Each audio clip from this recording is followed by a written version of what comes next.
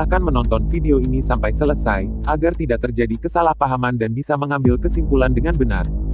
Video ini hanya untuk mengungkapkan peristiwa yang terjadi, berdasarkan kesaksian Dr. Subandrio. Video ini adalah murni sebagai bahan pembelajaran dan penelitian sejarah. Tidak bermaksud membenarkan dan menyalahkan pihak manapun. Silahkan nilai dan analisa sendiri kebenarannya berdasarkan kesaksian Dr. Subandrio dalam video ini.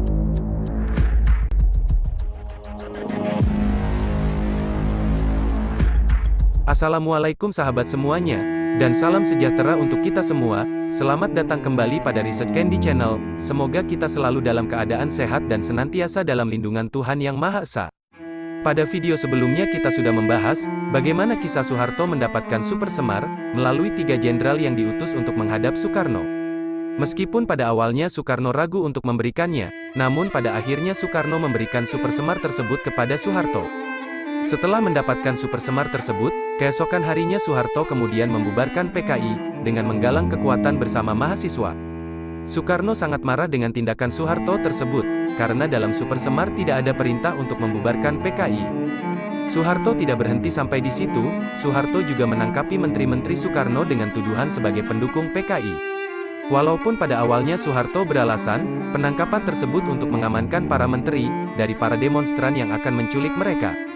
Subandrio dan beberapa menteri yang lain, sempat meminta perlindungan kepada Soekarno, atas tindakan Soeharto tersebut. Namun Soekarno sudah tidak bisa berbuat apa-apa lagi, karena tindakan Soeharto tersebut didukung oleh mahasiswa dan rakyat, yang terpengaruh oleh Tritura, rekayasa Soeharto. Sampai pada tahap itulah, Soekarno sudah benar-benar jatuh dan sampai pada ajal politiknya, Soekarno sudah tidak memiliki kekuatan untuk memimpin negara. Pada bagian kali ini kita akan membahas, bagaimana akhir kisah Soekarno, setelah semua pendukung loyalisnya secara bertahap dihabisi oleh Soeharto. Dan bagaimana proses Soeharto untuk menjadi Presiden Republik Indonesia, setelah berhasil melengsarkan Soekarno. Sebelumnya, jangan lupa like dan subscribe channel ini pada akhir video, agar terus bisa berkembang dan bisa membagikan pengetahuan yang mungkin belum terungkap sebelumnya. Dan silakan berikan komentar, agar kita bisa saling bertukar pendapat tentang kesaksian Dr. Subandrio dalam video ini. Kini sudah setengah tahap lagi dari bagian tahap terakhir, yaitu jatuhkan Soekarno. Setelah Soeharto mendapatkan Super Semar, Soeharto kemudian membubarkan PKI dan menangkapi para menteri Soekarno yang setia. Di saat itu sebenarnya Bung Karno sudah setengah jatuh, beliau sudah tidak berdaya dan para menterinya yang aktif sudah ditangkapi, maka ajal politik Bung Karno tinggal tunggu waktu. Setelah PKI resmi dibubarkan, 3 tokoh pimpinan PKI yaitu D.N. Aidit, Joto, dan Lukman ditangkap, kemudian langsung ditembak mati tanpa melalui proses hukum. Dengan perlakuan Soeharto seperti itu, sangat wajar jika Soeharto tidak ingin kedoknya memanipulir G30S terbongkar di pengadilan, jika 3 pimpinan PKI tersebut diadili. Setelah Super Semar, Soeharto kemudian membongkar pasang keanggotaan DPR GR, yang merupakan bagian dari MPRS. Caranya dengan merampas kursi yang semula diduduki oleh anggota PKI, kemudian menggantinya dengan orang-orang Soeharto sendiri.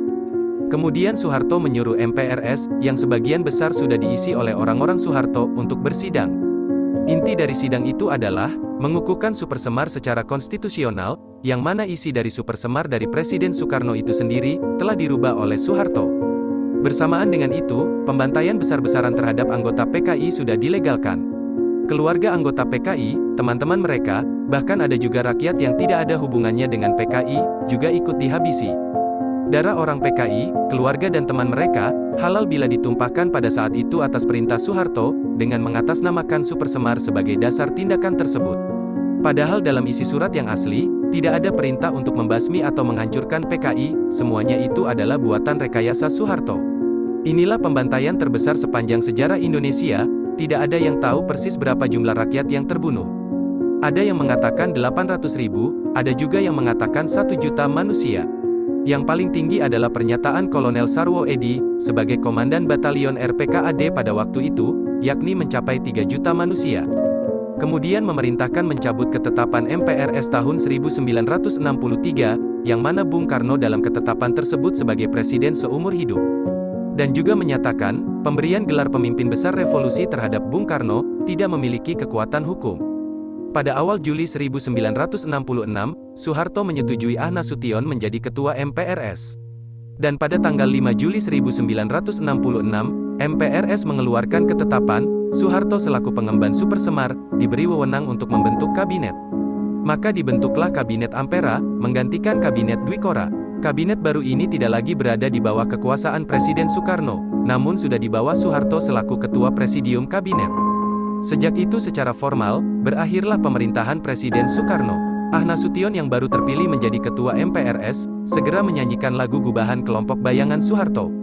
Tap MPRS yang lahir sebelum Nasution tampil, yang meminta Presiden Soekarno melengkapi pertanggungjawaban kepada MPRS, tentang sebab-sebab G30S, kemudian dinyatakan ditutup begitu saja.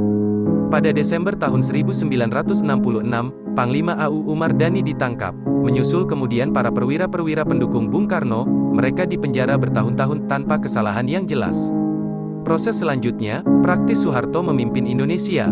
Perlahan namun pasti, Soeharto melenggang menuju Istana Negara. Soekarno, yang katanya akan dikudeta oleh PKI, secara politis sama sekali sudah tidak berdaya. Melalui Undang-Undang Nomor 10 Tahun 1966, DPR-GR dan MPRS meminta pertanggungjawaban Presiden, atas peristiwa berdarah G30S. Menanggapi itu Bung Karno menolak, sebab menurut Bung Karno berdasarkan UUD 1945, yang harus dipertanggungjawabkan mandataris MPRS, hanya persoalan yang ada dalam GBHN. Sedangkan peristiwa G30S ada di luar GBHN, yang berarti Presiden tidak dapat dimintai pertanggungjawaban. Sejak itulah, Bung Karno secara formal, dilarang mengeluarkan ketetapan-ketetapan atau peraturan. Secara non-formal, Bung Karno sudah ditahan di Istana Bogor sejak 2 Oktober 1965. Angkatan Darat, yang diprakarsai oleh Soeharto dan didukung oleh Nasution, menyokong keputusan Soeharto untuk kembali ke UUD 1945, secara murni dan konsekuen. Saat itu pula, Soeharto memerintahkan Ketua MPRS untuk meninjau kembali semua ketetapan MPRS, yang dibuat antara tahun 1960 hingga 1963. Dalam sidang kabinet pada bulan Juni tahun 1966, Bung Karno masih boleh hadir dalam kapasitas tetap sebagai Presiden RI. Namun dalam sidang itu, Bung Karno diharuskan oleh Soeharto agar bicara, yang intinya mengutuk G30S, dan harus mengakui Bung Karno terlibat di dalamnya. Dan juga harus membenarkan pembantaian massal kepada anggota PKI, dan mereka yang dituduh PKI. Namun di luar dugaan, ternyata Bung Karno sudah menyiapkan pidatonya sendiri, yang diberi judul Nawakarsa. Inti pidato tersebut, sama sekali menyimpang dari yang diperintahkan oleh Soeharto. Pidato Bung Karno itu, intinya juga tidak mengandung penyesalan akibat proses pengambil alihan kekuasaan, tapi pidato ini, ditentang oleh opsir dan ulama. Pada tanggal 17 Maret tahun 1967, MPRS menyelenggarakan sidang istimewa. Intinya, dikeluarkan TAP MPRS yang menurunkan Presiden Soekarno, dan secara resmi menyerahkan kepemimpinan nasional kepada Soeharto. Sebagai pejabat Presiden, sampai terpilih Presiden oleh MPRS hasil pemilu yang akan datang. Dengan begitu, Soeharto sudah benar-benar menggantikan Soekarno. Saat itulah Soeharto menegaskan, bahwa tentara memiliki peran sosial politik yang tidak terbatas, kelak hal ini diterjemahkan menjadi dwifungsi ABRI dalam negara. Saat itu pula ditetapkan, bahwa Pancasila adalah asas tunggal negara.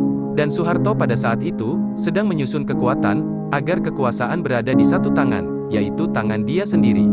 Dan sebaliknya terhadap Presiden Soekarno, MPRS mengeluarkan beberapa keputusan sebagai berikut.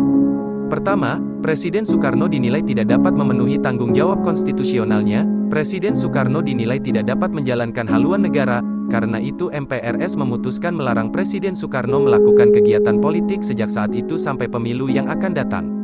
Kedua, menarik mandat MPRS terhadap Presiden yang diatur dalam UUD 1945, dan mengangkat pengemban MPRS nomor 9 sebagai pejabat sementara yaitu Presiden Soeharto, hingga terpilihnya Presiden hasil pemilu.